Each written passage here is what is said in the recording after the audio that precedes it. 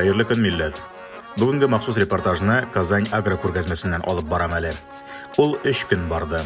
Шактый игътибар кунаклар җәлеп итте һәм шушында ук Авыл хуҗалыгы министрлыгының коллегиясе дә узды. Әйдәгез барысында көн тәртибе буенча барлыйк.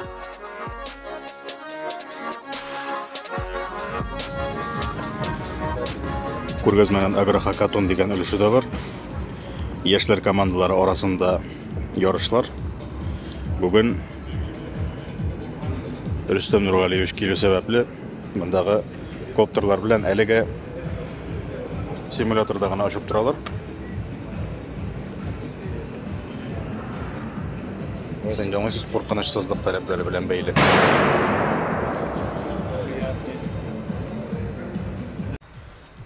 Дроннарда ярышны күрергә өлгермәдек, әмма ул күргәзмә буе барды.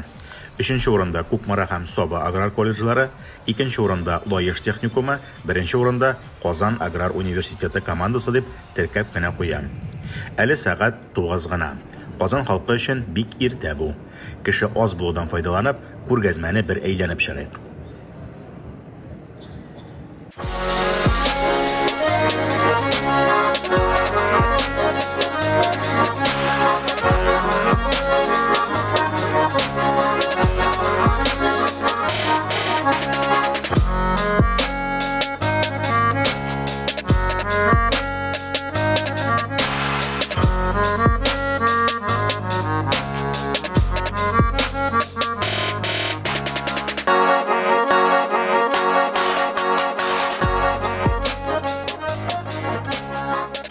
На сегодняшний день, как вы можете оценить ситуацию с двигателями, с импортозамещением, насколько это идет успешно и какой у нас есть потенциал? Ну, в принципе, поставки налажены. Единственная загвоздка — это в плече поставки, то есть немного увеличились сроки поставки, а в целом все поставляется и все в оригинале доходит до нас. Двигатели Каменс, которые были до этого, они точно так же у нас есть и сегодня, ездят, новые можно купить. Да, можно приобрести, можно обслужить, также качественно и добросовестно. Свои дизеля какие-то у нас есть? Да, конечно, есть камазовские моторы, есть R6 моторы, это разработка Ликфера с КамАЗа. Также обслуживается, поставляется. Это АЗК, да? Автозапчасть КамАЗ.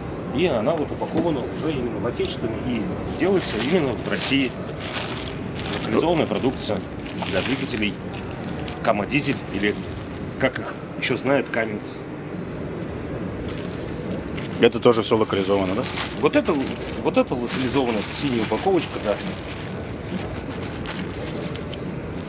Таким образом состоит она внутри, эта упаковка. Все кольца, поршень, палец, все упаковано, все качественно сделано.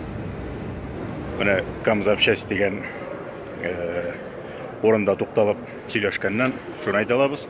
Локализация бара, авырлык белән булса да бара. Якынча 9 ай эчендә үзебездә шул ук мәсәлән блокларны куя башладылар дип әйтә егетләр.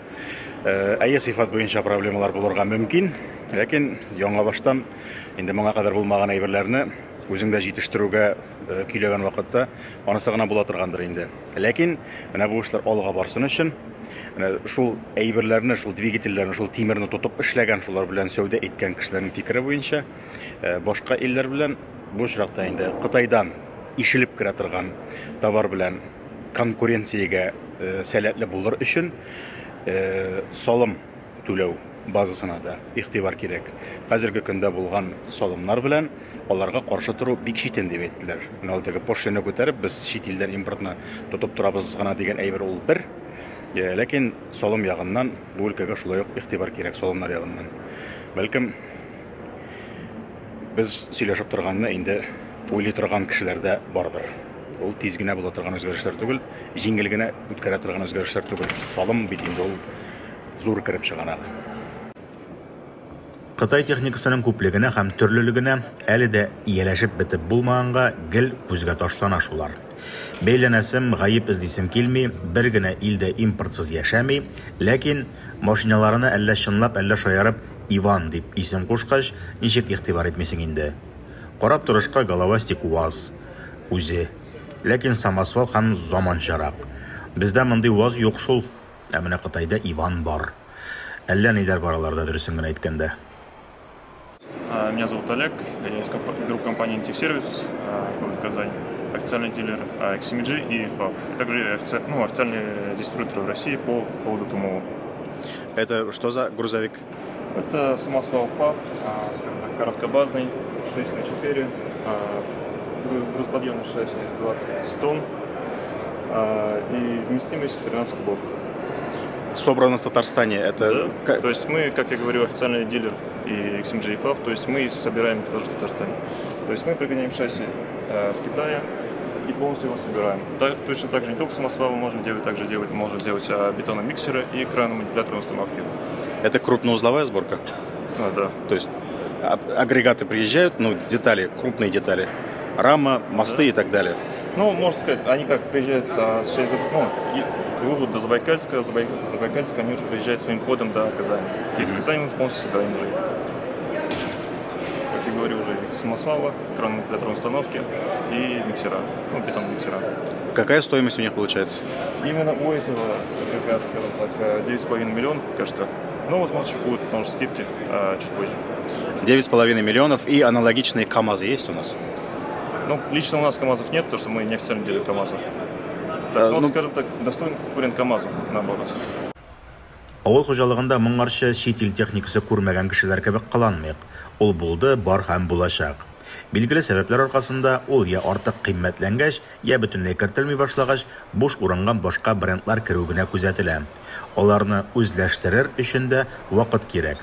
Бигрәк тә авыл хуҗалыгының яңа техникага еллык ихтыяҗын исәпкә алганда.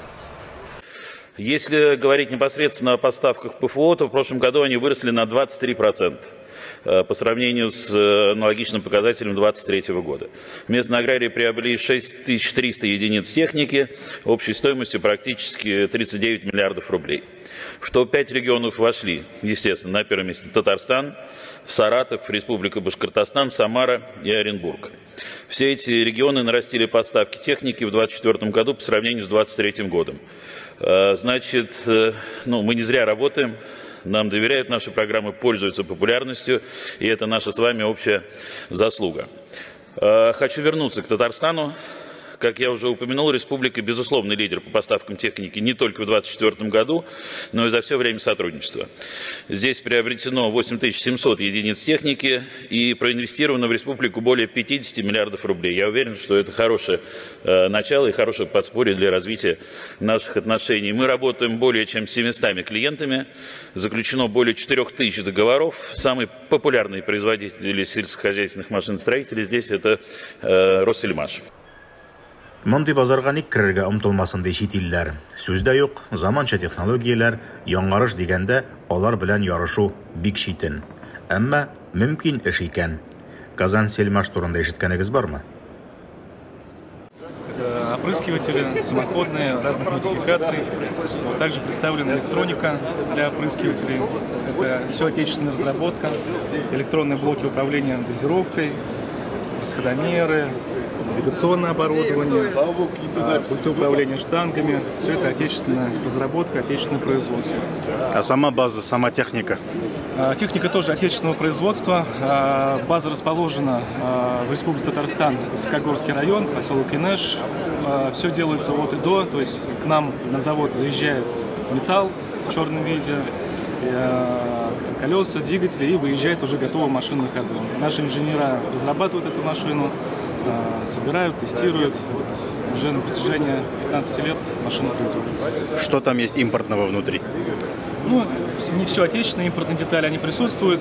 По водяной системе есть комплектующие клапана из импортных вещей. Что там может быть? В принципе, наверное, все. Водяная система. И потихонечку сейчас мы переводим уже на отечественное производство такие вещи, такие сложные, как гидромоторы, гидростатическую трансмиссию, электронику потихонечку уже переводим тоже на отечественные производственные вещи. А двигатель какой там? Двигатель Cummins, наш отечественный, да. Который Кама-дизель, да? Сейчас? Кама-дизель, да, сейчас Кама-дизель. Камский.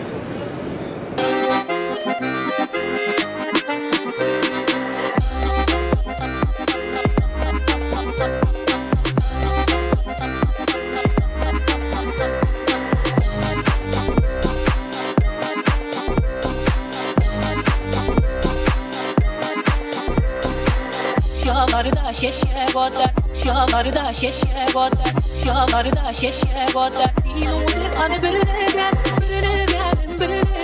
sonradır hadi birine gel, sonradır hadi birine. Әйтергә кирәк, бик күңелле бара.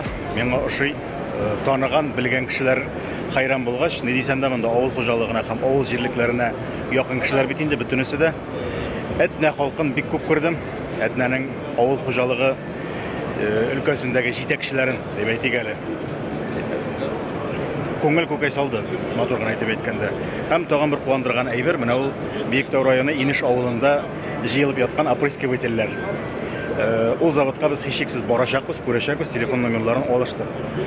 Тагын бер күргән әйбер, менә бу Amazon дигән пассивный комплекслар. Мин аның турында белдем әле бер 2-3 көн элек кенә, аларны шулай ук мактыйлар. Бер тапкыр көйләгәннән соң бүтән бернинди проблема күрсәтә торган әйбер түгел дип, чын-чынлап чәчү белән шөгыльләнгән, бертөрле культуралар үстерү белән шөгыльләнгән фермерларның, блогер фермерларын дип әйтик инде, сөйләгәннәрен күргәнем бар. Бу инде нәкъ шул чит ил техникасы дип әйтергә кирәк. Аның шул техничкалары килеп, менә тегендә артта машиналарда тора, алар сатып алган кешегә бөтен нәрсәсен җыеп, урнаштырып, көйләп китеп баралар. Шундый системада эшли торган инде. Ләкин белүемчә, ул безнеке Россиянеке санала. Хәзер кешесен тапсам, сорап узасы булыр.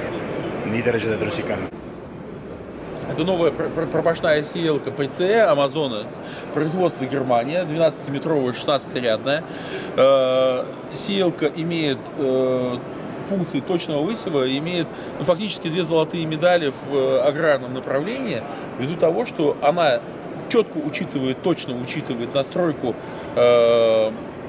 сошняка и считает до единицы семьи, не допускает двойников. Сеялка быстро адаптируется на месте работы. Сошник имеет давление, каждый сошник 350 килограмм, то есть за счет гидравлики сеялка копирует рельеф. Кроме того, для этой сеялки нет необходимости иметь супермощный трактор. Достаточно трактора мощностью, допустим, 300 лошадиных сил, 350, но тут важно учесть, что был поток гидравлики 270 литров в минуту.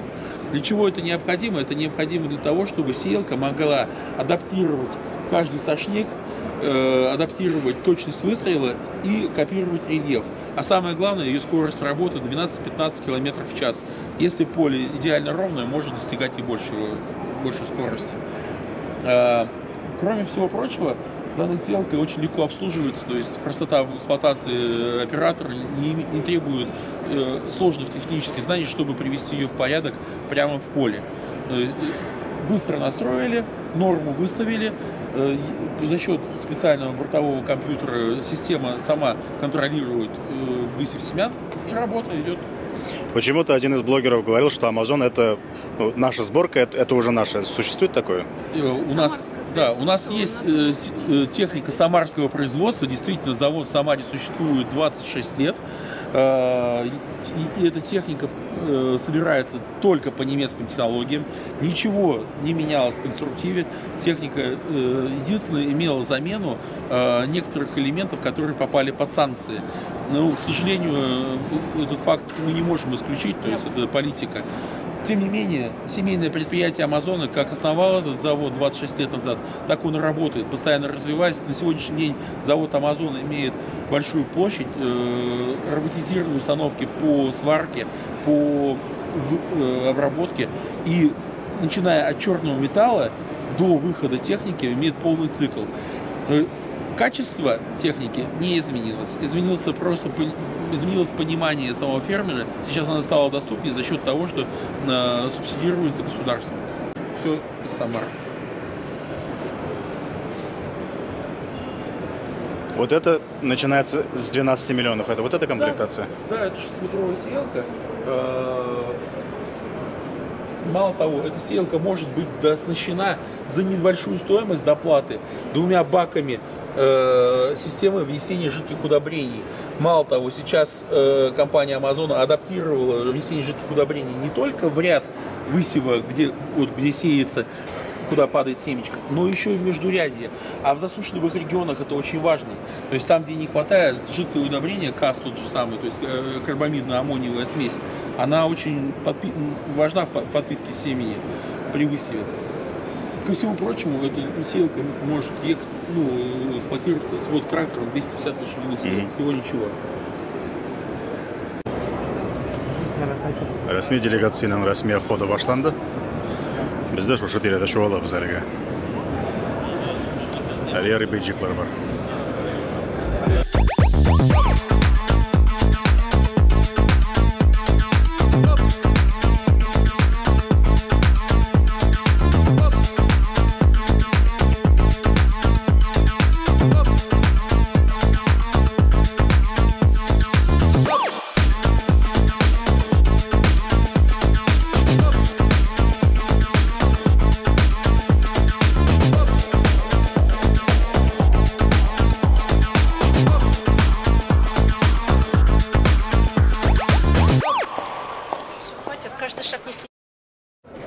Кемнәр йөрисен монда дисәгез, президент аппараты хезмәткәрләре, протокол бүлеге җитәкчесе, Прокофьев фамилияле, күзлекле, алданрак йөри. Алардан да алдарак. Күрәсез, тән сакчылары икәнен. Пресс-служба, Ләззәт каядыр күренә иде. Минсельхоз структурасындагы профильле җитәкчеләр. Һәм бу шушы өлкәгә кагылышлы депутатлар дип әйтик инде. Министр үзе Марат Әфәнде. Саитов, который представляет Порш, самый большой экспонент квадратов, самый горячий. Ярып кына йөриләр дип әйтә торган түгел инде. Белеп торыгыз дип әйтүем. Рамил Әфәнде, Гарипов, шулай ук президент аппаратыннан территорияләр өчен җавап бирүче. Шундый делегация составында, чөнки монда җыелышлар вакытында шунда ук на месте берәр төрле поручение бирелергә мөмкин. Һәр кешенең булып торуы, ишетеп торуы кирәк. Әлбәттә, аннан соң протокол чыга инде ул. Тик шулай да. Шуңа күрә халык күп.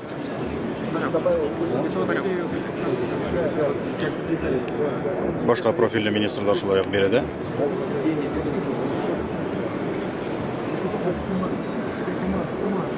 Инде генә булса да ике камера инде ул. Делегация тегендә йөри, канзилялар белән.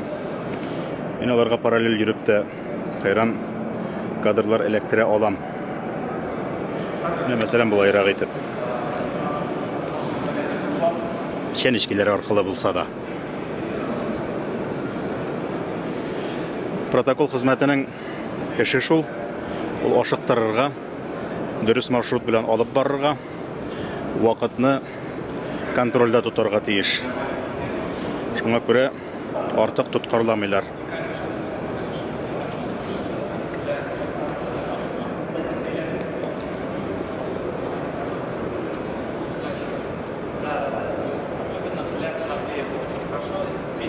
Җәмәгать аның бүген көне шунда инде, үзегез беләсез, бөтен күргәзмә, бөтен павильоннар, бөтен халык, бөтен компанияләр, инвесторлар, дилерлар һәм башкалар барысы да менә шушы делегацияның килгәнен көтә, шуларга әзерләнә. Һәм җаваплы һәм сәләмәтлек тантаналы мизгелләрнең берсе шул. Монда кичәдә барды сөйләшүләр, бүген барачак, иртәгә барачак сөйләшүләр, инвесторлар, бизнес берсен-берсе таба, аралаша, фикер алыша, контактларын алмаша.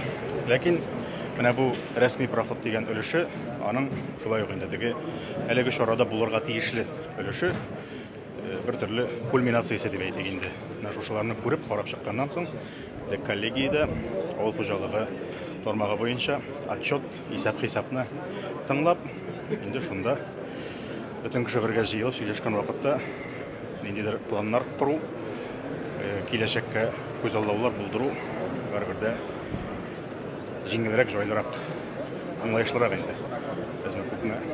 Анда мин дә әле 1 сәгать кенә йөреп торып та хайран мәгълүмат белдем бит әле. Сез дә шулай дип өметләнәм.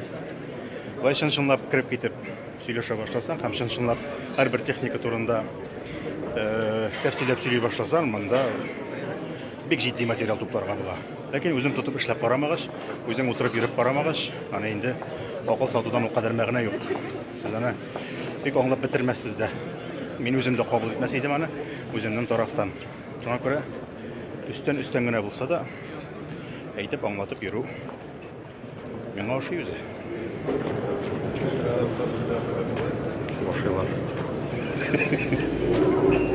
Җитәкчеләр һәм кунаклар бераз шәйләп алгач, коллегия буласы залга юнәлделәр. Анда аерым теркәлү һәм чакыру билетлары белән керәсе иде. Татарстанның бөтен фермерлары өчен борчылып чәчләре карап беткән Камияр әфәнде исән-сау булып йөреп тора. Кәефләре шәп, чәй эчкәндер күрәсең. Без генә ашамыйча, үзебезне аямыйча йөрибез. Исәмсез. Альберт Шакиров. Регистрацию проходили? Да. Это, я так понимаю, на коллегию уже, да? Отдельная регистрация была еще? Нет, это сначала... А, вы на коллегию? Да. Нужно сдать с той стороны.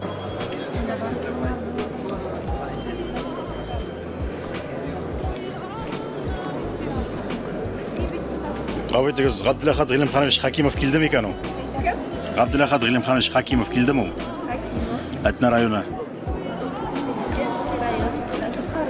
Сіз оны йоттан білерге тиеш енді? Ол бір өгіне? Одинский район үшін пригласительныйлар алдылар, демек келген. Рахмет. Все, тәртип боларға тиеш. Абзый мұнда. Әмин бұл абыйны білем, ол депутат. Салам. Қайырлы күннер. Саламынам. Сені көптен көрген жоқ. Йөріп тұрабыз әлі пока. Сіз де көрмей башқадығыз таяр нұқтасында. Еш ол шақырмайсыз бе? Мен анда түгіл шу, өзім болсам шақырырайым. Әзірет, фикірлерін яңартып жібәрі я. Бек слабыйландылар сіз болмағаш. Дөрісін көрейді. Onun için неге генә 2+2 Нашыл 2+2 ғана қалғаш деп үзілдік. Но дұрыс айта. Очень приятно.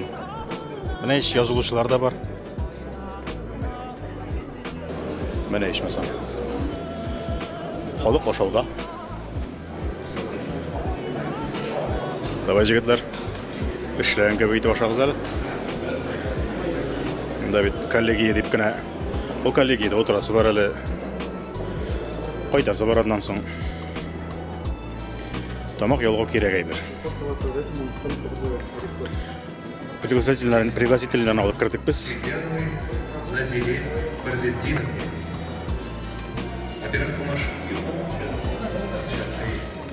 Халық жайлап қына жиыла. Көрәсі таныш бірішлер қалмады көбегенде. Хайран халықны ұшыраттық. Ярар. Меңа сұраулар yok mu? Кеттік біз сәхнеге. Кама беконы жауаплылы шектерген жадайдыры, Балтай аварларды сүтшінің фермасы зоотехнигі, Бәрдиев, Оза, Бәқтигәрі ұлына. Орынлар бүленген.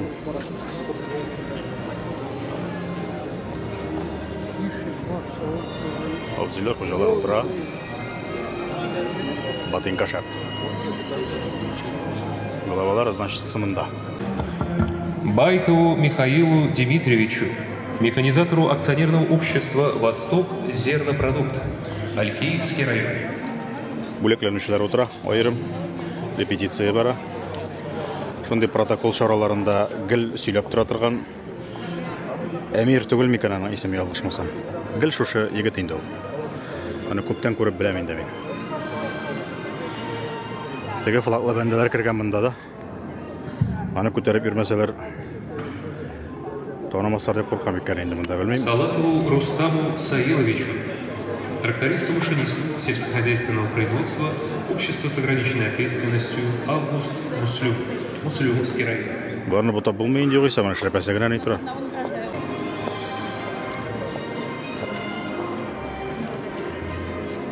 Уағыз Василович ялғышмасам, көзлерім олдамаса. Мене. Вербышеву Кафизу Карасевичу, начальник участка закрытого акционерного общества Нурлатский Переватов. Шулай протокол эше. адашып төртелеп йөрмәс өчен. Зарядированный шатким даром.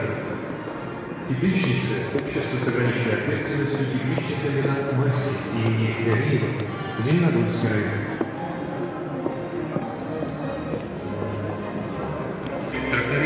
Дөресен генә әйткәндә, шунысы бераз күңелне тырмабрак тора. Менә монда күпме халык, күпме белгечләр, менә гомере буе шушы авыл хуҗалыгында эшләгән терлекчеләрдән, механизаторлардан алып, төрле өлкәләргә караган җитәкчеләргә, инвесторларга, бизнесменнарга, фермерларга кадәр. Ләкин монда чын-чынлап микрофон алып, интервьюлар, әңгәмәләр, фикерләр сорап йөргән кешене күрмим мин. Яңалыклар тапшыруына бер 2-3 минутлык сюжет чыгару, ул бу чараны һәм менә монда бер ноктага җыелган кешеләрнең бүтән булган теге потенциалын ачып бетерү дигән сүз түгел. Менә килдә эшләйин шушында. Күпме әйбер җыярга була монда, күпме материал, күпме сөйләшергә була. Монда авыл хуҗалыгы турында сүтеп җыярга була бөтен нәрсәне. Әле тагын коллегиянең үзенең материаллары, үзенең отчетлары бар инде нигезләнеп. Менә теге блогерлар диләр. Менә буш өлкә. Инде хәзер үзем җөрим менә. Яме. Аяк астындагы материал дип әйтеп булмый инде, но шулай да бу бит инде күләмле һәм кызыклы материал. Һәм теге эченә кирип сорый торган, оралый торган әйберләре, кызыклы нечкәлекләре бик күп бит инде моның. Әллә кая барып йөрисә дә бөтенесе шушында үзләре җыелган. Эшлекле сөйләшү коллегия алдыннан залда торган килештә алып барыла. Ортада торганының бизнесмен икәнен күренеп тора инде. Бик тере аралаша барысы белән дә. Менә ниндидер бер мәсьәлә хәл ителеп маташа.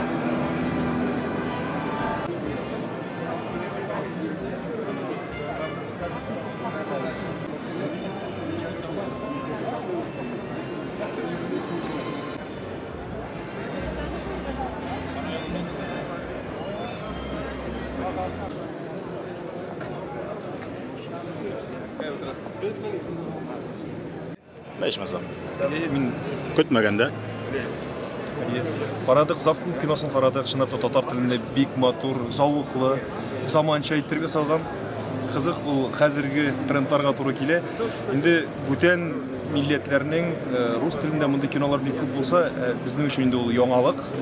Чыннан да шундый историяларны, обыденный, бүгенге көнне күрсәткән историяларны карау чыннан да кызык икән. Гади кешеләрне карау кызык. Чын тормыш, гади генә уйланып табылган әйбер түгел, чыннан да булган хәлне карау бик кызык һәм бик зур рәхмәт шундый матур эшләр эшләгәнегез өчен, илләт өчен тырышканыгыз өчен. Үзегезгә рәхмәт. Коллегиядән инде җилләр белән. Коллегиядә без авыл хуҗалыгы һәм азык-төлек министрлыгының хезмәткәре. Инде 3нче павильонда безнең районнардан 38 фермер басып тора, үзләренең продукциялары белән, хәләл продукция белән сезне көтеп калабыз, барыгыз да килегез, күрсәтербез, экскурсия ясарбыз, дегустациясы да бар.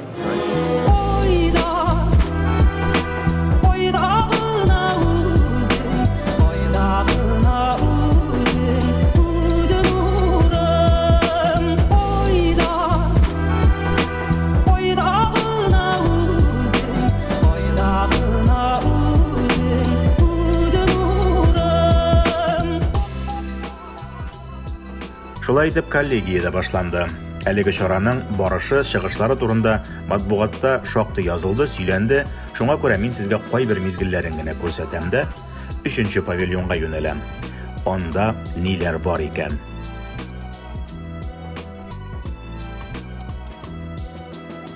Менә монда хәзер рәсми делегация узганнан соң бөтенләй башка тормыш башланган инде. Егетләр, кызлар, без теге техника булган павильонда гына йөрдек. Съемканың күбелеше шунда иде.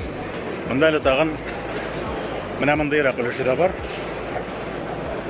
Күңелле, йөзләре хайран кызарган, телләре сөртенеп егыла башлаган кешеләр дә күренә. Керәштән үк бер егет интервью хәшүдә дип килеп тә китте инде. Менә монсы авыл хуҗалыгы. Монысы безнеңчә. Бөтен кеше елмая. Эшләр җайланган.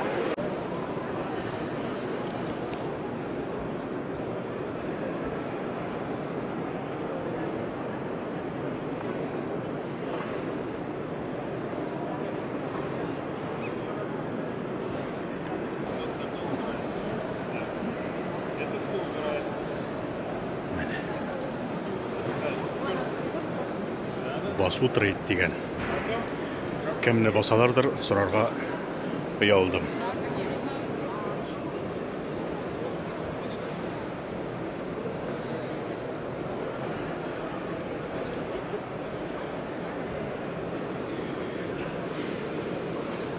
Ұялды. Ну, пары новые нет? Ну, хоть что есть, инде. Бушный. Да, есть. Подбирать надо. Да.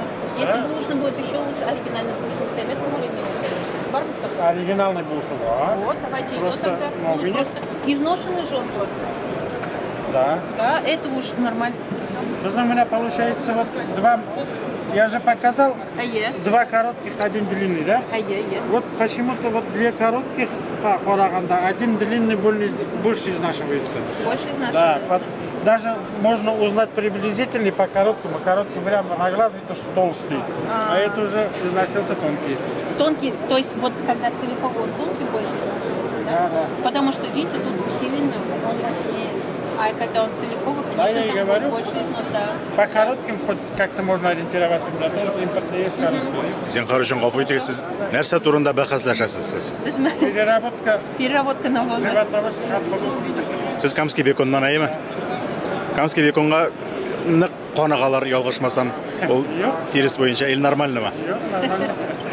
Бұл системалар нық керекмалар нәрсе бире алар шунын қадар? Бұл переработка животноводческих отходов. Бұл киптіреме бұл неше табу? Сыға. Твердой фракции или жидкой фракции отделяет. Ойра, ладно. Ойра, жидкие фракции біз уже ел түгіл, а йортиловна передержим, вывозим в поля. А сухую фракцию можно тоже складировать удобнее. И лагуны не заелываются. Я знаю, бір насосқа бара екі сепараты. Бір насосқа екі, да. Отводом. Одновременно 8 сепаратов работают. Елмая, егеті яза. Кто вам пишет? Вы так улыбаетесь? По работе. Кредит одобрили, наверное. Я рад.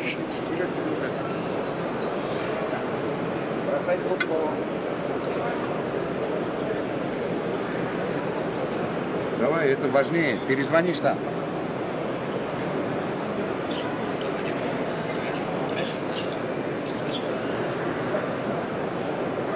Ты будешь с нами разговаривать? Нет? Перезвонишь. Да. Коллекторлардан да. Конопля в законе. Постановление правительства Российской Федерации номер 1445 от 30.08.2021 года. Вот это колорит, конечно. А продукции очень много. Полезной продукции, пищевой продукции, технической продукции. Уже работает. Это вот все из семечки делается. Вот это все из ствола делается. Так что вот наш чай. Очень классный, вот он такой мощный. Он чай. От чего помогает? Для чего он? Он стабилизирует твое состояние. То есть вот, если ты возбужден, у тебя стабилизирует давление, вот это все. Если ты наоборот понижен, у тебя опять он стабилизирует. Стабилизирующий. Я бы так его назвал. Также имеем две медали. Пробиотик и пребиотик. Это наши кормовые добавки. Вот они. Что в принципе сегодня уже запущен завод. Производство кормовой добавки на основе конопляной клетчатки. А где можно купить? Есть на Амраке? На Озоне. Есть? На Озоне кормовая добавка «Пуск». Смотрите, комментарии, туда заходите, смотрите. Работает 100%. Могу заявлять и не краснеть. Потому что очень много проведено опытов, и мы видим обратную связь просто от потребителей. Бу павильонның иң күңелле һәм халык иң күп урыны әлбәттә азык-төлек сату зонасы иде. Килгән шушы кичкенә генә ярминкәне дә бер әйләнмәй ярамас.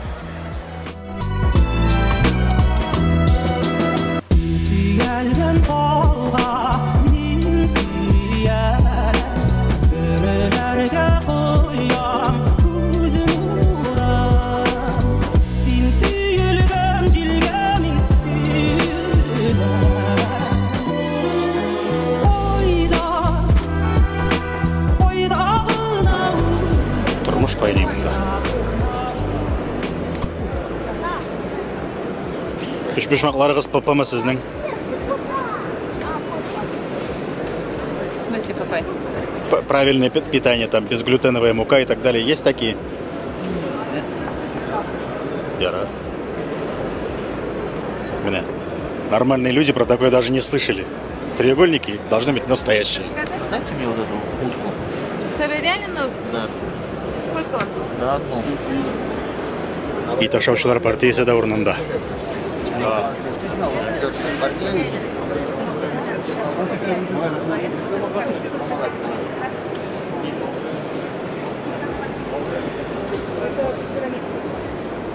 Абай нәрсе ашыйсың? Бик тәмле менә казылык ашыйм үзем. Мен надо кисеп бирә, пожалуйста. Атна сайын телевизордан карап сагынып көтүп торабыз сезне. Ой, рахмат яусын.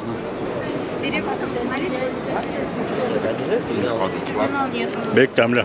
Өзебез жасаган чын оболочкада натуральный Балташ ягы колбасалары. Сезне кайдан алып була? Агропаркта бармысыз? Агропаркта точкабыз бар. Фермерский островок, проспект Победада кибетинде бар. Һәм ярмаркаларда катнашабыз. Казанда Ямашева проспектында ярмаркада атна катнашабыз. Исеме бармы сезнең компанияң дип әйтим мен инде? Тулпар исемле компания безнең. Тулпар. Фермерский хозяйство ул.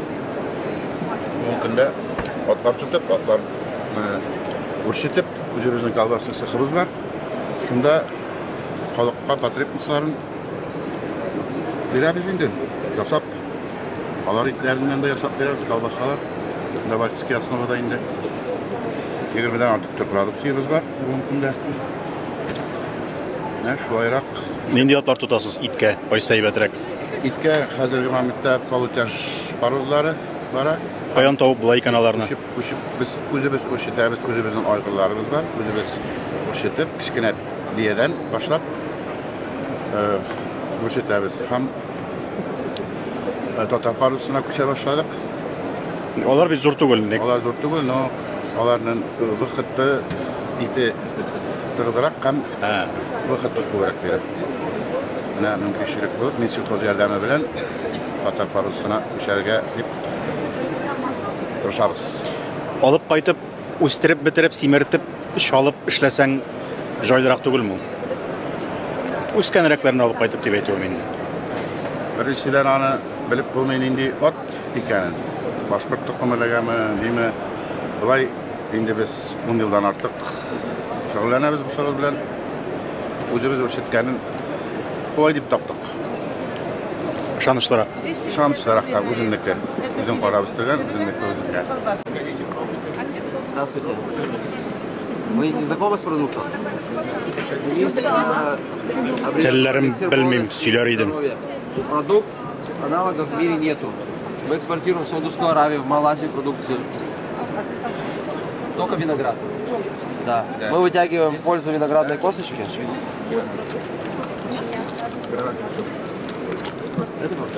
Да, бу за компания мен када ярады әле.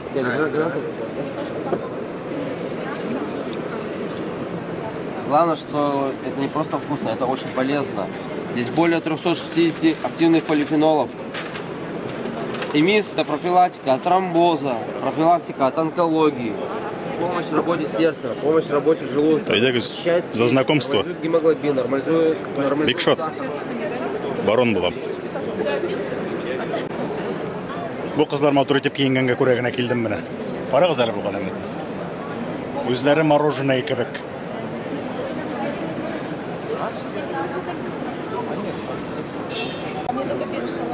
Подошел ко мне и все только. Журналисты подходят? Нет, кстати, я хотел узнать. Вот безусловно только подходил ко мне. По-моему, вообще что-то не особо интересуется, да? Да, как будто да. Если честно, меня немножко это раздражает, потому что очень вялые какие-то товарищи. Потому что, да, я не знаю, вот я сама ощущаю, насколько Минсельхоз проник в мою проблему, вообще вот мою тематику, как бы, да, насколько они помогают и, ну, вообще вот работают эффективно. А почему об этом вот журналисты говорят только за платно? Или вообще как бы не говорят? Не знаю. Да, я это ощутил тоже, да, согласен. Вот, я не знаю, мы же все татарстанское используем. Я вот все сырье у меня 100% татарстанских КФХ. Вот почему об этом не рассказывать, я не знаю. Почему я об этом должна за деньги только рассказывать? немножко вот обидно, да. У нас людей немного, но у нас будет бесплатно. Вот. Альбетте. Вот. Мы вашу продукцию покупаем в агропарке, действительно очень хорошо, очень вкусно. Да, детям тоже очень нравится. Особенно детям нравится. Да, ну это же цельное молоко. Вот говорят, переработка молока. Ну что они переработают? Я вот смотрю, масло перерабатывают, ну сыр сейчас начали какие-то делать, да, там, ну что еще, сметана, может быть, это же, ну не, это много, но это два, ну на пальцах можно сосчитать, это все равно мороженое правильное, тоже должно делаться из цельного молока, чтобы оно было полезным, вкусным как бы, а не из порошка там, понимаете? Из-за этого мы тоже должны быть одним из направлений в переработке молока. Ну, большую долю как-то занимать, я думаю. Как замечательно. Сказка. Прям как из детства. Вот. Лучший отзыв. Рахмат.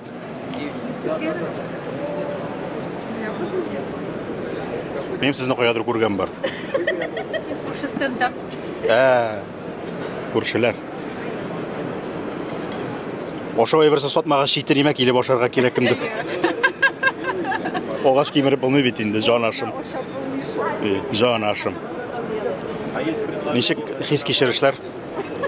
Егейбет, выставка белән біз очень довольны. Кунаклар күп, кешеләр киләләр, интерес, восторги. Просим вас посетить наш стенд. Когда барып келемсіз, тыныштап ашый тұрыңыз. Я подойду. Хорошо.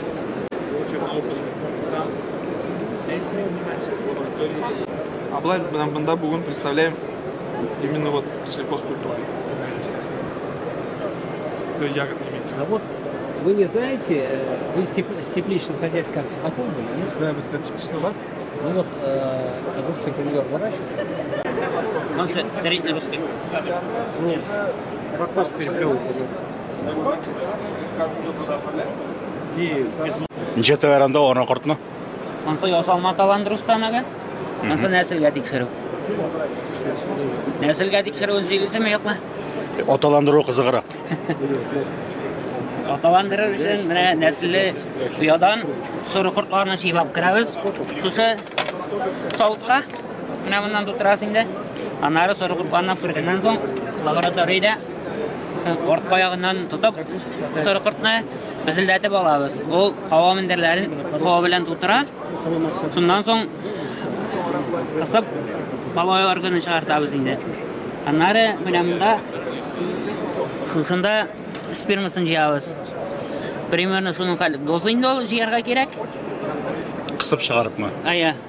Ул инде 10-15 сырыдан җыела инде ул. Отакырттан инде. Аннан соң менә монда ананы урнаштырабыз. Углекислый газ белән наркоз бирәбез. Аннары половой органын оштыртып куябыз ананың. Капиллярны тыгабыз да аталандырабыз. Шуның белән бетте. Теге сыерлар турында әйтәләр, әле алынган, алынмаган дип, моны алынганын куян берәр. Эшли башлагач инде. Аңа йомырка сала башлагач, үршеме чыга башлагач. Аның теге телеккә килү дигән вакыты бармы кортларның? Примерно 6 көннән соң аталандыра башларга була инде. Мондай юк нечкәлекләрне белермен дип уйламаган идем. Гомумән бу өлкә бар дип белмәйдем. Менә сезгә Менә нәселгә тикшерүендә самый главный нәселгә тикшерүеннән пока моның белән шөгыльләнгәнчә, среднерусский корт белән шөгыльләнгәндә иң беренче нәселгә тикшерәгез. Канатыннан беләсез инде аңламыйча. Умартадан 30 лап яңа чыккан яшь кортларны җыйбап керәбез дә, шуның 10 канатын алып, шусында скотчка ябыштырып, аннары һәрберсен фотога төшерәбез. Аннары компьютерда һәрбер канатка 8 точка билгеләбез. 1, 2, 3, 4, 5, 6, 7, 8 точка. Шуны билгеләп чыгабыз да 30 канатка. Бу файлны программа Карташова бар, определение породности пчел. Менә шунда тыгабыз. Ул инде нәтиҗәсен эшкәртеп чыгара. Менә бу инде 100% среднерусский умартаныкы.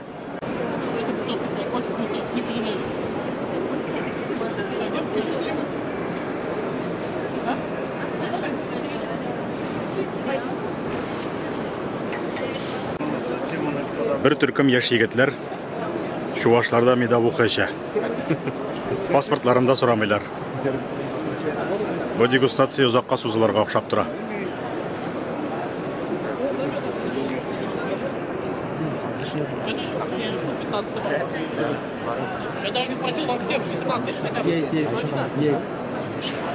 Молодые люди, вам 18 лет? Есть вообще? Есть, да. Можно? Паспорта? Паспорта есть? Есть.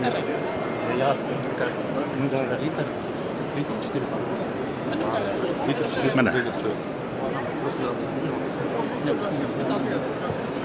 Ярар, самый главный, олар янында біз көріп тұрғанда күндіз іш сыналар деген. Телесаққа жүрмесінлер. Тәртіплі гана гына бүтінісі басып тұра. Все нормально.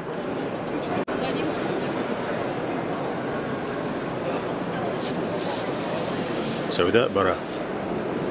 Ішімлігі де закускысы да бір орында болғаш айырыша.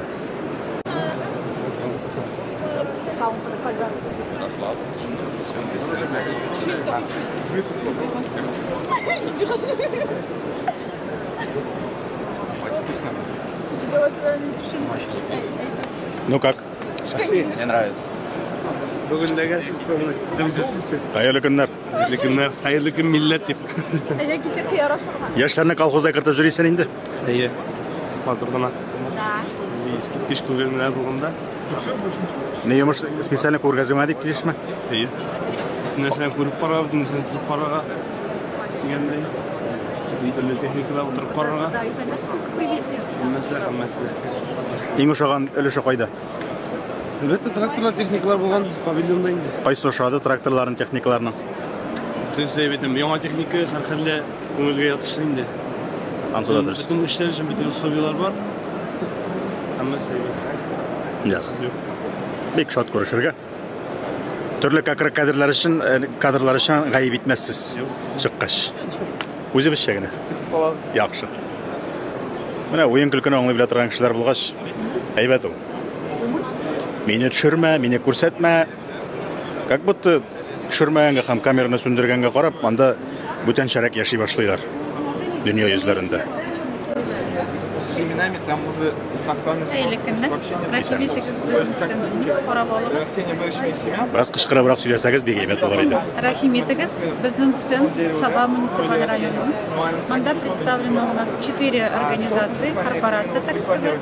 То есть им бренч Сабинский лесхоз, продукция Сабинского лесхоза это сувенирная продукция, артезианская вода, непосредственно Сабинского муниципального района, Сабинского лесхоза. Мы также представляем, что мы можем любой продукт, ваш, наш, предоставить вам идею, дизайн, любой упаковки. Все это сделано и придумано нами. То есть оформить стенд, придумать бренд и сделать его в эко-стиле с использованием дерева, картона, так, чтобы вам это понравилось. Также мы представляем, у нас представлено искусственное оплодотворение пчел. И одно из направлений Сабинского лесхоза – это селекционный центр, который клонирует на сегодняшний день кустовые, плодово-ягодные культуры, деревья. Ну и, в принципе, вот в таком формате мы представили несколько организаций Сабинского муниципального района. Бір сөйлесің туғандарымында.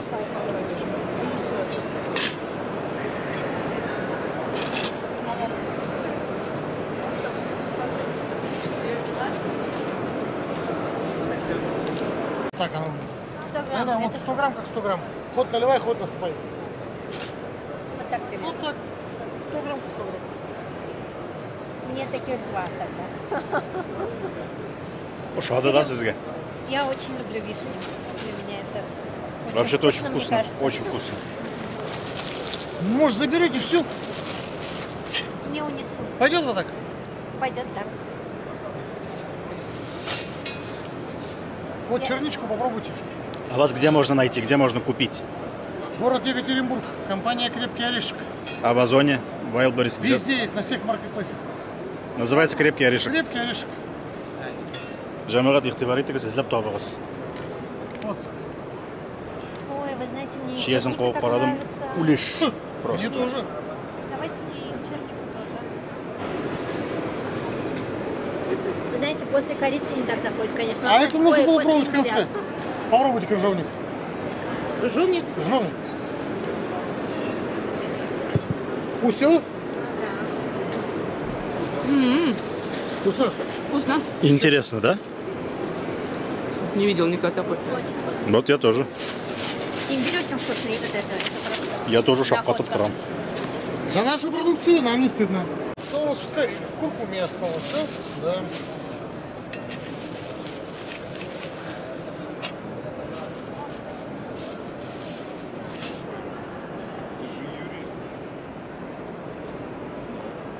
Ты мне говоришь, что нет.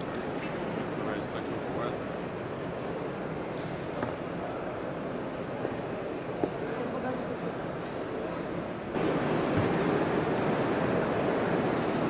Google, там больше как просто деловая, как наша. Каждый свое. Вы нас снимаете. В том числе, да? Но не машины же. По стоимости. Безнең кызның кияү күргәне бармы дигән шикелле кытай машинасын күргәнмен ул. Светофорларда үтеп китәләр, туктап калалар. Якын килеп карыйм әле.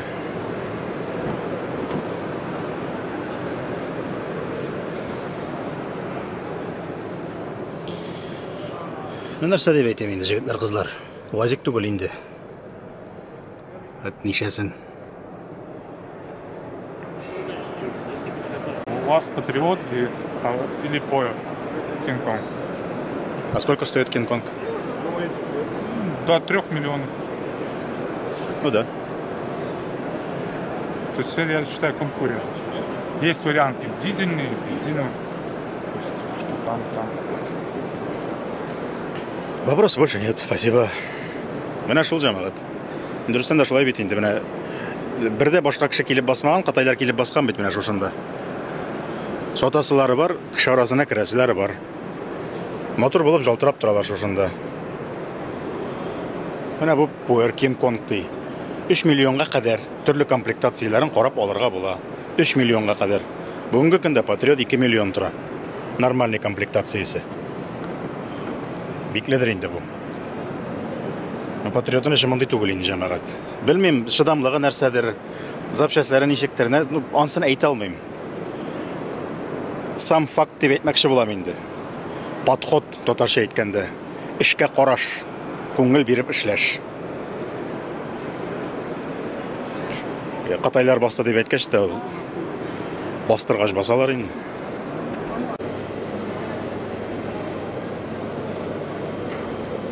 Яра җегетләр, кызлар, җитәрдер. Хайран йөрелде, хайран кешеләрне күрелде, хайран яңалыклар, кызыклы әңгәмәләр булды кебек. Агроволга дигән күргәзмә, кемдер бәлкем, бу Минсельхозның коллегиясе генә инде дип тукталыбрак калгандыр. Кемнеңдер бәлкем бүтән сәбәпләре булгандыр. Ләкин быел килергә өлгермәгәнсез икән, белми калгансыз икән, башка елларда, әйтик киләсе елга Агроказань дигән менә шушындый логотиплы специализированная сельскохозяйственная выставка дигән әйберне күрсәгез, килми калмагыз. Төрлесеннән, техникадан, тәгәрмәчләрдән, төпчәкләрдән башлап, авыл хуҗалыгы продукциясенә, азык-төлекләргә кадәр, фермерларга, аларның да эресенә вагына кадәр бик күңелле. Бөтен җирдә чәй эчәргә чакыралар, килегез, ашатып чыгарабыз, кирип чыгыгыз дип, бик мөлаем, бик матур итеп, шундый җанлы әңгәмә бара торган урын бу. Бу урында сезнең белән саубуллашам. Игътибарыгыз өчен бик зур рәхмәт. Бу шундый җанлы формат булды, лайв формат дип әйтим инде. Шулай аяк өсте йөреп, камера артыннан гына комментарийлар биреп эшли торган. Мен ошады, сезнең дә күңелегезгә хуш килгәндер дип өметләнеп калам. Мондый эшләрне дә дәвам иттербез. Күчтән эшләрегезне онытмагыз.